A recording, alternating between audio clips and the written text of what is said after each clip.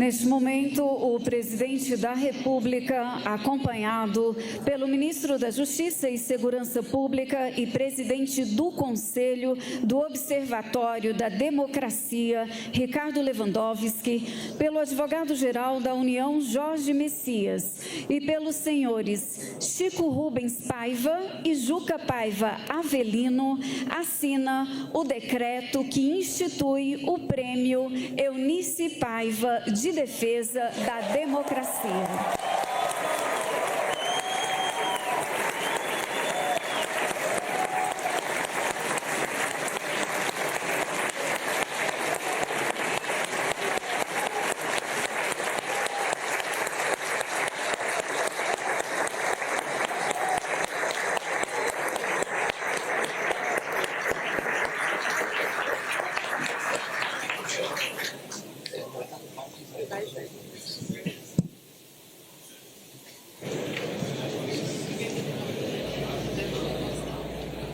Portanto, acompanhamos aí a assinatura do decreto que institui esse prêmio, o Prêmio Eunice Paiva. É uma realização do Observatório da Democracia da AGU. Esse prêmio vai conceder a distinção a pessoas brasileiras ou estrangeiras que tenham colaborado para a preservação, restauração ou consolidação da democracia no Brasil, assim como para os avanços dos valores constitucionais do Estado Democrático de Direito. Luiz Inácio Lula da Silva.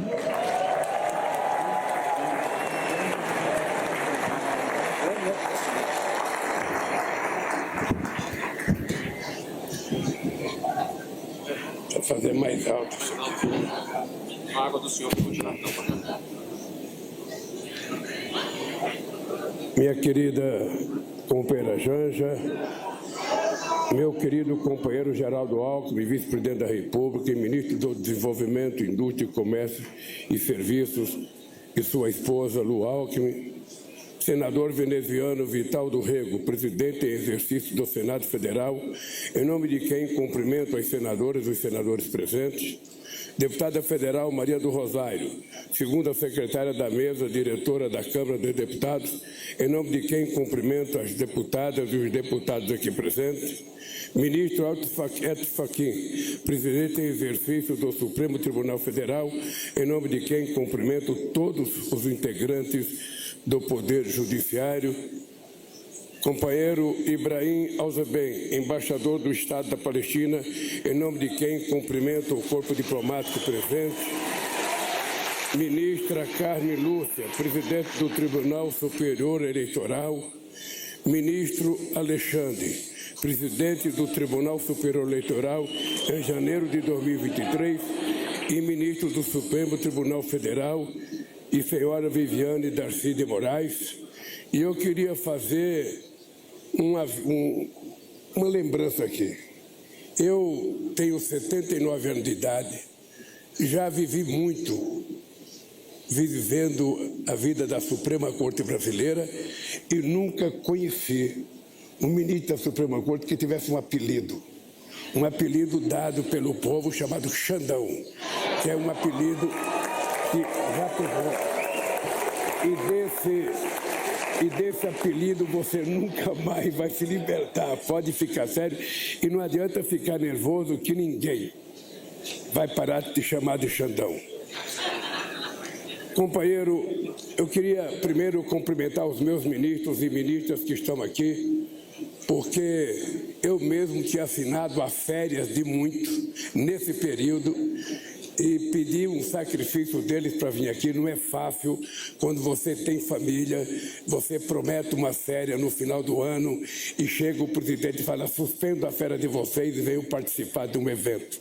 Eu quero agradecer sobretudo o Lewandowski, que ia para Paris ontem e eu pedi para ele suspender, ele suspendeu, veio aqui, sabe? Então eu tenho que agradecer esse esforço de todos os ministros e ministras que estão aqui. E quero agradecer Lewandowski, quero agradecer o companheiro Jorge Messias, que acabou as férias, mas já está trabalhando. Quero agradecer aos governadores Jerônimo Rodrigues, da Bahia, Eumano de Freitas, do Ceará, Vitor Correia, de Alagoas, em exercício, Fátima Bezerra, do Rio Grande do Norte, Priscila Cláudio, vice-governadora de Pernambuco. Quero agradecer a presença do companheiro Herman Benjamin, presidente do Superior Tribunal de Justiça, do tenente brigadeiro do ar Joseli Parente, presidente do Superior Tribunal Militar, Vital do Rego, presidente do Tribunal de Contas. Senhores comandantes, eu quero aqui agradecer Zé Múcio, que trouxe os 3 comandantes das Forças Armadas para mostrar a esse país que é possível a gente construir as Forças Armadas com o propósito de defender a soberania nacional, o nosso 16 mil quilômetros de fronteira seca, o nosso quase 5 milhões e meio de quilômetros quadrados de mar sob a responsabilidade do Brasil, a nossa maior floresta, de reserva no mundo, 12% da água doce, a nossa riqueza no subsolo, a nossa riqueza no solo, a nossa riqueza no fundo do mar e, sobretudo, a soberania do povo brasileiro. Muito obrigado pela presença, Zé Múcio, e dos 3 comandantes militares. Quero agradecer à presidenta do Banco do Brasil, Tarciana Medeiros, companheira Luísa Mercadante, do BNDES, e Carlos Vieira, da Caixa Econômica, lembrando a vocês que um dos sucessos da economia brasileira é a quantidade de microcrédito que está acontecendo nesse país, e nós queremos que aconteça mais crédito, porque quando o dinheiro começa a circular na mão de todos de verdade, a gente começa a ver o país ficar rico. Quando o dinheiro fica concentrado na mão de poucos, o resultado é miséria. Portanto, obrigado aos nossos bancos, obrigado ao trabalho do ministro Fernando Haddad. Quero agradecer ao Marcos Vinícius Coelho, presidente da Ordem dos Advogados. Quero agradecer ao Juca Paiva Avelino e Chico Rubio Paiva, os 2 netos de Eunice que estiveram aqui. E, sobretudo, agradecer uma pessoa que veio aqui de forma especial, a Elizabeth Cavalcante, filha do Di Cavalcante, que veio participar da recuperação do quadro que foi saqueado pelas pessoas. Quero agradecer ao companheiro Randolph, líder do Congresso, ao Jacques Wagner, do Senado, ao companheiro Guimarães, à companheira Augusta, do Senado, ao Otto Alencar, e quero agradecer a todos os deputados aqui, em nome do companheiro José Guimarães, líder do PT. São muitos deputados, eu quero agradecer porque, se eu ler a nominata, eu mesmo determinei que o nosso discurso fosse só de 5 minutos, e eu não posso estourar o tempo que eu aprendi que falar 5 minutos é uma proeza, porque aqui, quando a gente estava a palavra, tem gente que fala 30, 40, 50, começa a dizer e para terminar e nunca termina, e para terminar e nunca termina. E eu aprendi, tanto no G20, quanto no G7, quanto nos BRICS, que as maiores autoridades do mundo não falam mais que 5 minutos, e todo mundo cumpre estritamente os 5 minutos. Eu estou falando um pouquinho de improviso para poder falar um pouco mais, porque, como nós estamos falando de democracia, o presidente pode abusar da paciência de vocês e falar um pouco mais.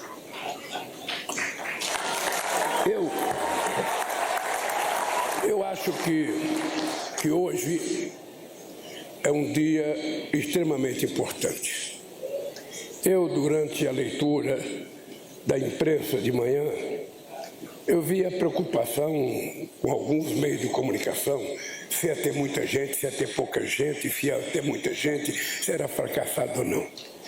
Eu queria que as pessoas soubessem o seguinte: um ato de defesa da democracia brasileira, mesmo que tiver um só cara, uma só pessoa, numa praça pública, num palanque, falando em democracia, já é o suficiente para a gente acreditar que a democracia vai reinar nesse país. Ou seja, as coisas que acontecem no mundo sempre começam com pouca gente. Às vezes começam com uma pessoa. A campanha das diretas, ela começou com um ato do Partido dos Trabalhadores, em novembro de 1983, que não foi nem divulgado pela imprensa brasileira. Apenas a Isto É deu uma pequena matéria sobre o nosso ato, que foi na frente do Pacaembu. E depois, a campanha da direta se transformou na maior manifestação cívica que o povo brasileiro conhece. Foi uma manifestação extraordinária e eu tive o orgulho de participar dela. E participar muito com o nosso querido companheiro Dr. Ulisses Guimarães, Brizola, Montoro, Miguel Arraes e tantas outras figuras eminentes da política brasileira. Então, participar de um ato como esse dentro do Palácio do Planalto é dizer alto e bom som. Não é possível que alguém consiga imaginar que existe uma melhor forma de governança de qualquer lugar do mundo fora da democracia.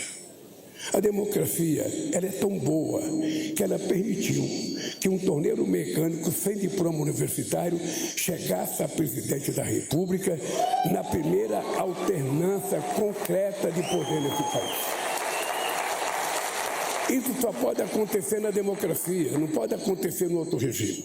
Eu, de vez em quando, fico brincando. Você pega a fotografia da Revolução Russa de 17, não tem um operário na foto. Você pega a fotografia da Revolução Cubana, também não tem um operário, porque eram os intelectuais, os ativistas políticos, os estudantes, as pessoas com um pouco mais de grau, porque historicamente sempre se pensou que trabalhador não prestava para nada a não ser para trabalhar. As pessoas não imaginavam que os trabalhadores pudessem organizar um partido e chegar à presidência da República. E muito menos ser o único eleito 3 vezes para a presidência da República.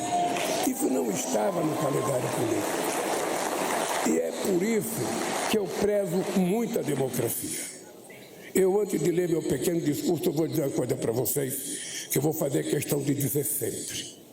Eu sou de uma região em que, habitualmente, uma criança que não morria de fome até os 5 anos de idade ia demorar para morrer.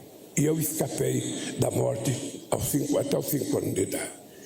Depois, eu tive um câncer que eu achei que tinha chegado ao meu fim, porque eu já tive 3 irmãos que morreram de câncer.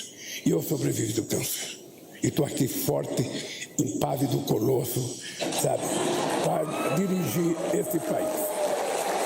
Depois, eu sobrevivi, junto com muitos companheiros aqui, 5 horas dentro de um avião, torcendo para o avião não cair, no aeroporto do México. Eu nunca tinha vivido essa experiência, nunca tinha vivido.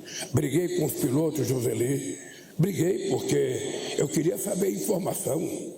E eu, queria posar de qualquer jeito. Ele falava, presidente, nós não podemos posar, o tanque está muito cheio, não tem como a gente esvaziar o tanque, a gente tem que ficar sobrevoando com o motor só. E ficamos 5 horas e meia. Então eu escapei pela 2ª vez. Depois eu escapei da tentativa, junto com o Xandão e com o companheiro Alckmin, de um atentado de um bando, de irresponsáveis. Eu diria um bando de aloprados que acharam que não precisava deixar a presidência depois do resultado eleitoral e que seria fácil tomar o poder.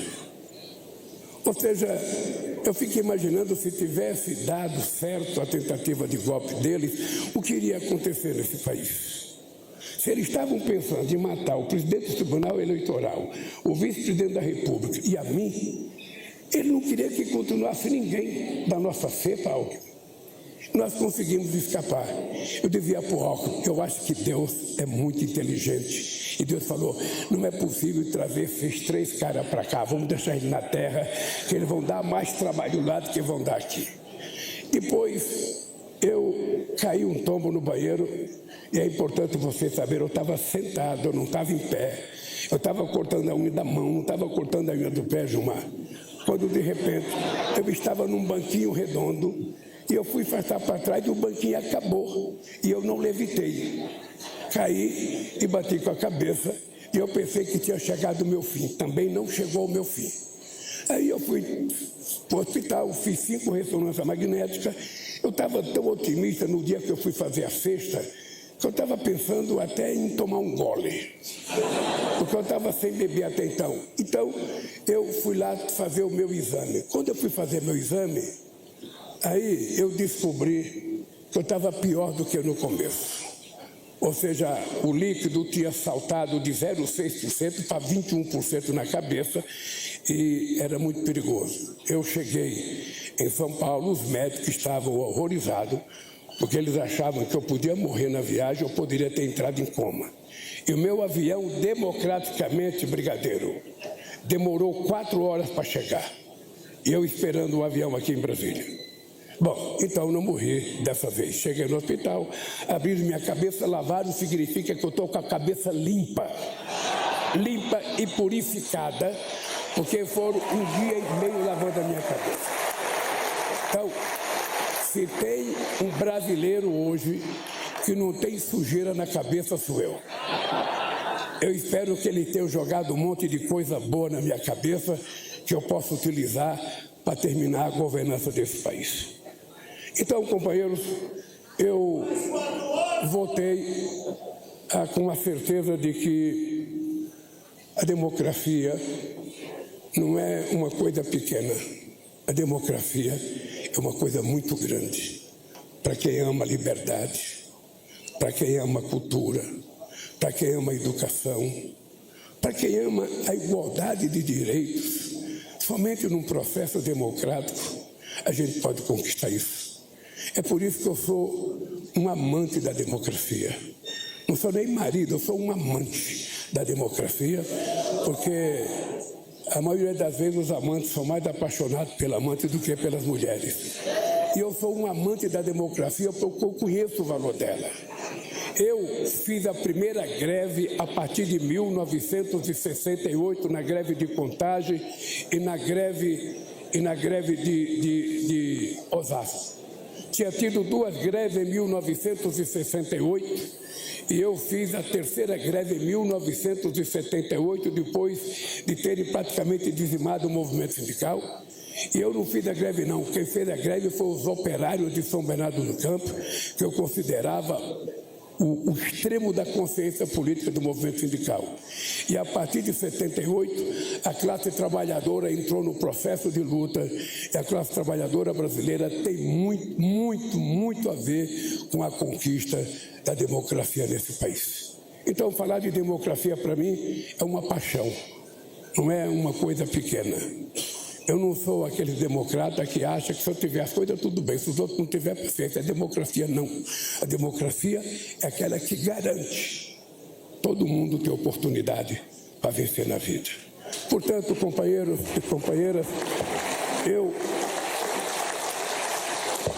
vou começar a ler o meu discurso agora, Gilmar. Não tenha paciência. Vital, paciência. Erma, paciência. Valesca, paciência. Paciência, esposa do Xandão, paciência, Fachin, paciência, ministros, que é curto. Hoje é dia de dizermos em alto e bom som, ainda estamos aqui.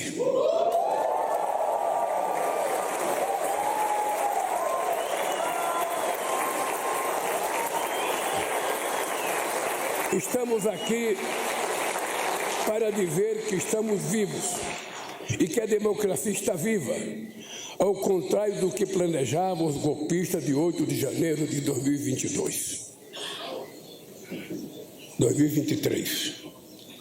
Estamos aqui, mulheres e homens, de diferentes origens, crenças, partidos e ideologias, unidos por uma causa em comum. Estamos aqui para dizer alto e bom som: ditadura nunca mais, democracia sempre.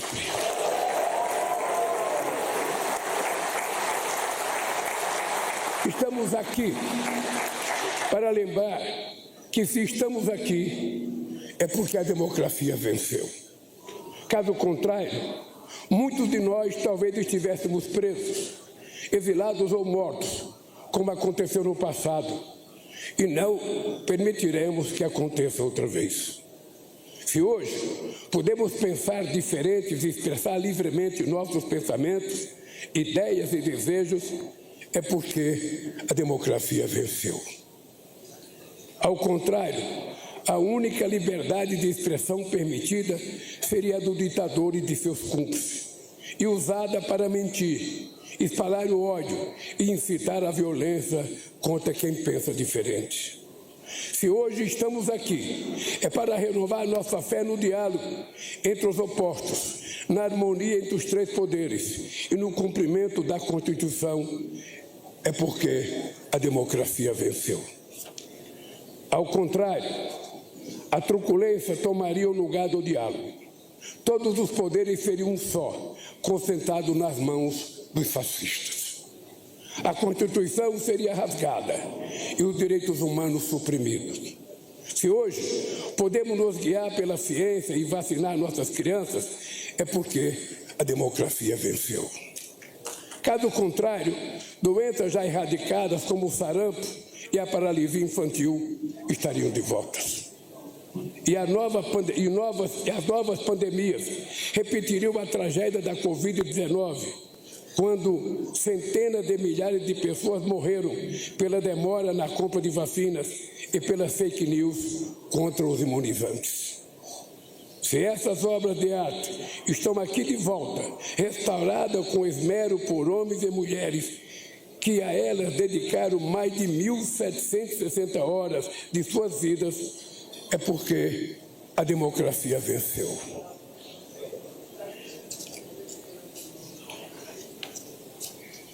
Caso contrário, estariam destruídas para sempre.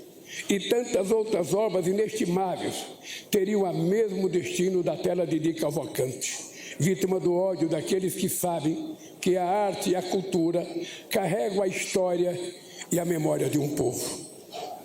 A arte e a cultura que as ditaduras odeiam, a história e a memória que sempre tentaram apagar. Estamos aqui porque é preciso lembrar, para que ninguém esqueça, para que nunca mais aconteça. Se hoje podemos contar histórias e ver as histórias livremente contadas no cinema, no teatro, na música e na literatura, é porque a democracia venceu. Caso contrário, a arte teria que ser submetida aos censores, que nos proibiram de ver, ouvir e ler tudo aquilo que julgassem subversivo. Hoje, estamos aqui para garantir que ninguém seja morto ou desaparecido em razão da causa que defende. Estamos aqui em nome daquelas e daqueles que não podem mais estar. Estamos aqui em nome de todas as Marias, Clarices e Eunices. Meus amigos e minhas amigas, democracia para poucos não é democracia plena. Por isso a democracia será sempre uma obra em construção. A democracia será plena quando todos e todos os brasileiros, sem exceção, tiverem acesso à alimentação de qualidade, saúde, educação, segurança, cultura e lazer. Quando tiverem as mesmas oportunidades de crescer e prosperar e os mesmos direitos de sonharem e serem felizes. A democracia será plena quando todos e todas sejam de fato iguais perante a lei e a pele negra não seja mais alvo da truculência dos agentes do Estado. Quando os povos indígenas tiverem direitos às suas terras, sua cultura e suas crenças. Quando as mulheres conquistarem igualdade de direitos e o direito de estar onde quiserem estar, sem serem julgadas, agredidas ou assassinadas. Quando todas as religiões forem respeitadas e viverem em harmonia, porque a fé deve unir e não colocar irmãos contra irmãos. Quando qualquer pessoa tiver o direito de amar e ser amada por qualquer pessoa, sem sofrer qualquer tipo de preconceito, discriminação ou violência. É essa democracia plena e para todos e todas que queremos construir no Brasil. Minhas amigas e meus amigos, a democracia precisa ser cuidada com todo carinho e vigilância por cada uma e cada um de nós, sempre e sempre. Sempre seremos implacáveis contra quaisquer tentativa de golpe. Os responsáveis pelo 8 de janeiro estão sendo investigados e punidos. Ninguém foi ou será preso injustamente. Todos pagarão pelos crimes que cometeram. Todos, inclusive os que planejaram o assassinato do presidente, do vice-presidente da República e do presidente do Tribunal Superior Eleitoral. Terão amplo direito de defesa e terão direito à presunção de inocência. Defendemos e defenderemos sempre a liberdade de expressão, mas não seremos tolerantes com os discursos de ódio, as fake news que colocam em risco a vida de pessoas, a incitação à violência contra o Estado de Direito. Seremos intransigentes na defesa da democracia. Renovaremos sempre nossa fé inabalável no diálogo, na união, na paz e no amor ao próximo.